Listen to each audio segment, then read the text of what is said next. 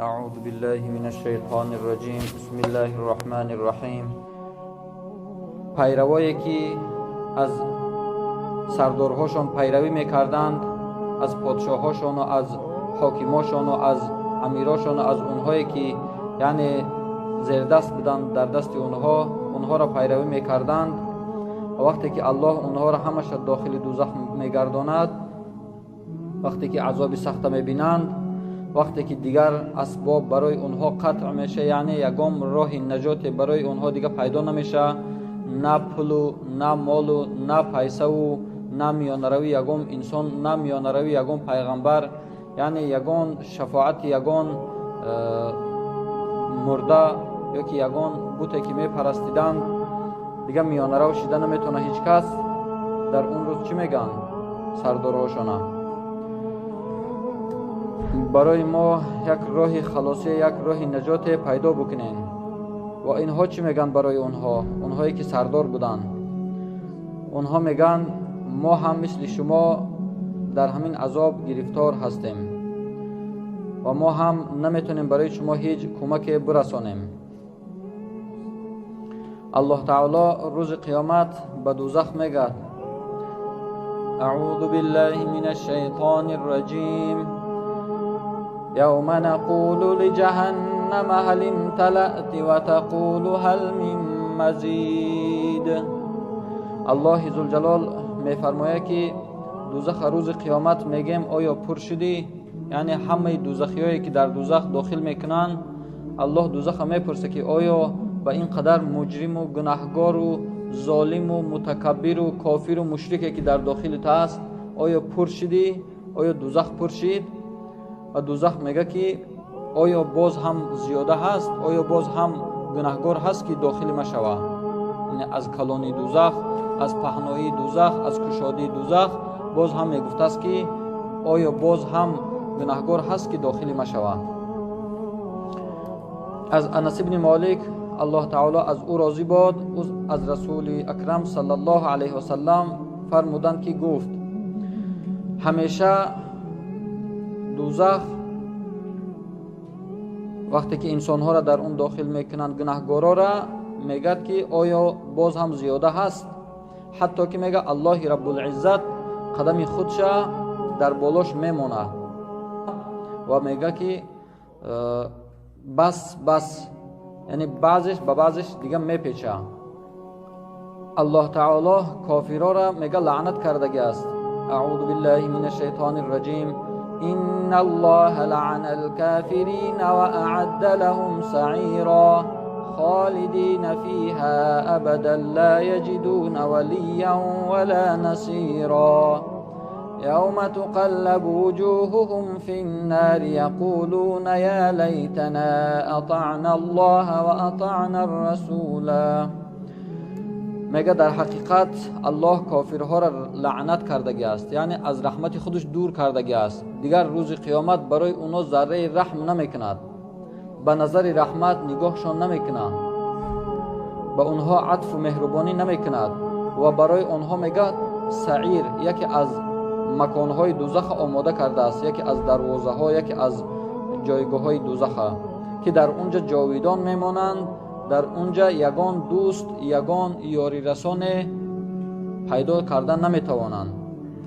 و میگه روزی که آنها را با روشان در دوزخ پرتایم، میگه الله روی برای انسان با شرفترین جای انسان است. در انسان یعنی رو از همه جسد انسان، جسم انسان دیده رو با شرفمندترین جای انسان است و با همون روشان الله اونا رو دوزخ دم پرتاید، به خاطر همون حسرت و ندامت و عذابشان زیادتر شود. اگر شما در روبروی علو بستین، در روبروی آتش بستین، وقتی که گرمی آتش برای شما نزدیک میشه، تاثیر گذار میشه، یکم جایی که انسان میپوشانه روش هست، نه روش میپوشانه که علو در روش نزنه، روش تاثیر نکنه. و زود ای همه جای زود تاثیر میکردگی در علو دوزخ روی انسان ای انسان دم واقعا علو در روش میپوشانه. برای همون الله روشان خطی اونا را میگه ما دوزخ دم پرتایم. و چی میگن؟ ای کاش الله اطاعت میکردیم، با گفتی الله کار میکردیم، ای کاش پیغمبر رو گوش میکردیم، با گفت پیغمبر کار میکردیم، عمل میکردیم، با سنت های پیغمبر عمل میکردیم. و باز الله تعالی چی میگه؟ اعوذ بالله من الشیطان الرجیم إن الذين كفروا بآياتنا سوف نصليهم نارا كلما نضجت جلودهم بدلناهم جلودا غيرها ليذوقوا العذاب إن الله كان عزيزا حكيما. الله میگه بیشک واقعا آنهایی که کافر شدن به آیاتهای ما، آیاتهای ما را انکار کردن، آیاتهای ما را یعنی مقابلیت نشان دادن، به زودی آنها را دوچار دوزخ میگردانیم، آتش دوزخ را واردشان میگردانیم. هر وقتی که پوستشان میسوزه تمام میشه، با وجودی که پوست کافرها، پوست دوزخی ها 40 متر غفص میشه میگن، با وجود همین غفص بودن الله میگه پوست تنشان میسوزانیم. باز وقتی که سوخته تمام شد باز پوست نو برای آنها پیدا میکنیم، برای که میگه عذاب باز بچشن. علما اثبات کردن که مرکز احساس درد در انسان پوست است. از همه زیاد انسان پوست یعنی درد حس میکنه. به همون خاطر الله همه جایی که زیاد درد احساس میکنن همونجا شون بسیار عذاب میتیه. باز وقتی که پوستشان سوخته تمام میشه باز پوست نو میتیه شونه تا که باز عذاب همیشگی بچشن. و اهل دوزخ در اونجا جاویدان میمونن. عذاب اونها را یگام لحظه میگه چی سبک نمیگردونیم که بگیم که یک روز دو روز استراحت بکنن، نه، همیشگی عذاب میچشن و در اونجا جاویدانه میمونن. الله میگه ما هرگز اونها را ظلم نکردیم، این ظلم نیست به سر اونها، لیکن خودشان در سر خودشان ظلم کردن. وقتی که آیات های ما آمد، وقتی که پیغمبرای ما آمدن حق گفتن به اونها، کتاب های الله، وحی الهی را و عذاب دوزخ اونها را ترساندن. وقتی که اونها را عاقبت کارشون را گفتن، خبر دادن، اونها چیکار کردن؟ مسخره کردن، استهزا کردن، یعنی اینها را دروغ شماریدن، اینها را باور نکردن، آتش دوزخ باور نکردن، کبر ورزیدن.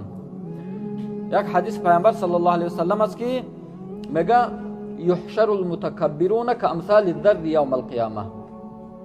همین متکبرها کسایی که تکبر میکنن، در پیش الله سجده نمیکنن، در الله سر خم نمیکنن، اطاعت نمیکنن، فرمانبرداری نمیکنن، پیغمبر اطاعت نمیکنن، یعنی همیشه در معصیت و گناه هستن و انسانها را ظلم میکنن، در حق انسانها، در مال انسانها، در ناموس انسانها ظلم میکنن. روز قیامت مثل یک مرچه میده، خردترین مرچه زرد است، میده که مثل همون مرچه خلقشان میکنیم در روز قیامت. نه یسقون من طینة الخبال عصارة اهل النار.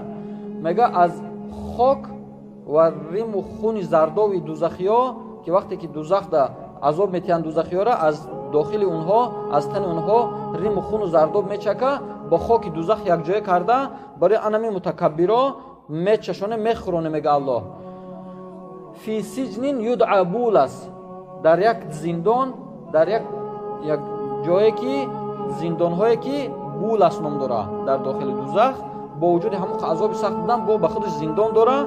همون متکبرا را، همون ظالما را در همونجا محکمشون میکنیم، در عذاب سخت گرفتارشون میکنیم. باز از همین خوراکی که برای او آماده کرده شده از ریم و خون دوزخیا و در اونجا میخورانیم اونها را، در عذاب همیشگی گرفتار هستند. و میگه گناهکارها در دوزخ در سخت‌ترین عذاب‌ها هستند، روزی که آنها را الله به چی روشان در دوزخ میکشند و گفته میشه بچشین عذاب سقره. عذاب سقره یکی از سخت‌ترین عذاب‌های دوزخ، گفته میشه که بچشین. و میگه آنهایی که کافر میشن به آیات‌های الله، کافر شدند، در جهنم برای آنها مرگ نیست، دیگه مردن نیست که آنها بمرن تا که یک ذره از عذاب برای آنها سبک شود. و آنها الله میگه این چنین همه کافرها را، همه آنهایی که به الله کفر ورزیدن به آیات‌های ما، این خیل عذاب ده گرفتارشون میکنیم. و میگه آنهایی که بدبخت شدن در آتش جهنم، در آتش دوزخ، آنها را گرفتار میکنیم، همیشگی عذاب دائمی ده چشیده میستند. و میگه الله وعده کردگی است منافقا را، چی از مرد و چی از زن، کسی که نفاق می‌آورزه، کسی که یعنی دین الله نمیخواد که ظاهر باشه، نمیخواد که پهن شود، نمیخواد که مسلمان‌ها سربالا باشند، با وجودی که نماز میخوانند، با وجودی که عبادت میکنند، با وجودی که همیشه یعنی در به فکر خودشان در راه خیر هستند، اما نمیخواهند که دین الله بالا باشه، نمیخواهند که مسلمان‌ها آباد باشند، آزاد باشند، اونها را میگه با همراهی کافرها در آتش جهنم داخل میکنیم. الله اونها را چی لعنت کردگی است، به خاطری که اونها با وجودی که در بین مسلمان‌ها در زمان پیامبر صلی الله علیه و سلم بودند، وقتی که و اذا لقوا الذين امنوا قالوا آمنا و اذا خلوا الى شياطينهم قالوا انا معكم انما نحن مستهزئون، وقتی که با مؤمنان میبودند، مشرکای زمان پیامبر صلی الله علیه و سلم، منافقای زمان پیامبر صلی الله علیه و سلم میگفتند که ما با شما هستیم، و وقتی که با پیش همون شیطان ها و سردارهایشون مشرکای کلان میرفتند میگفتند که ما او را مسخره کردیم شونا بسیار یعنی در مسخره گرفته شونا، ما گفتیم که ما مسلمانیم، اونا به ما باور کردند، اینطور منافقا را. و الله میگه اونها را ما استغفر الله ان المنافقین فی الدرک الاسفل من النار، میگه بیشک منافقا در تکترین دوزخ، در همه دوزخ‌های پایانتر، در طبقه‌های پایانی دوزخ اونها جایگیر هستند، مکان و جای اونها هست. به خاطر چی؟ به خاطر که در ظاهر نفاق خودش اظهار اسلام است، ابطان کفر، در ظاهر مسلمان نشان دادن، در باطن مقابل اسلام، مقابل دین الله، مقابل مسلمان‌ها مبارزه بردن است. الله پناه بده. یعنی بودن هم خیلی منافقا. و درباره آنهایی که یکی از گروهایی که در دوزخ هستند، طلا و نقره را، پول و پیسه و مال جمع میکنند، پیسه‌دار هستند و پولدار هستند، طلادار هستند، جمع میکنند، خزینه میکنند در خانه هاشون، زکات مالشون نمیرورن، از او زکات مالشون نمیرورن، حساب نمیکنن به حق یعنی 8 صنفی که الله گفته است، یتیم و بی‌وزن و بیچاره و مسکین و فقیر و درمانده و راهمانده. و اونها را میگه روز قیامت هر یک قسم همون پول داره یا که طلا داره مثل آهن شده گرم کرده در پیشانی‌هاشون و در پهلوهاشون و در پشتشون گرم کرده داغ کردن میگیرن، به خاطری که جمع کردن حق الله ندادن. اما انسانی که میلیارد دلار داره اما حق الله زکات میاره، از این حساب بیره است، از این وعید بیره است، به خاطری که حق الله داد، مالی که الله داده بود، حق الله 2.5% از 100.5% برآورده داده بود و در این وعید داخل نیست. خب و دیگر میگه درباره حق یتیما را میخوردگی انسان ها، استعذ بالله ان الذين ياكلون اموال اليتامى ظلما انما ياكلون في بطونهم نارا وسيصلون سعيرا، بیشک اونهایی که حق یتیم ها را میخورند به ظلم و زوری، به یعنی دانسته قصدن حق یتیم ها را میخورند، اونها را میگه الله چیکار میکنیم؟ در شکم خودشان آتش دوزخ خوردگی هستند و به زودی هست که در سعیر، یکی از نامهای دوزخ، یکی از مکانهای دوزخ، اونها را داخل میکنیم. یعنی وعید سخت برای اونهایی که حق یتیما را به ظلم و زوری قصدن میخورند. و عبدالله ابن مسعود الله تعالی از او راضی بود گفت رسول اکرم صلی الله علیه و سلم گفتند که صدق، راستگویی انسان به سوی چی؟ به سوی تقوا، به سوی ترس الله میبره.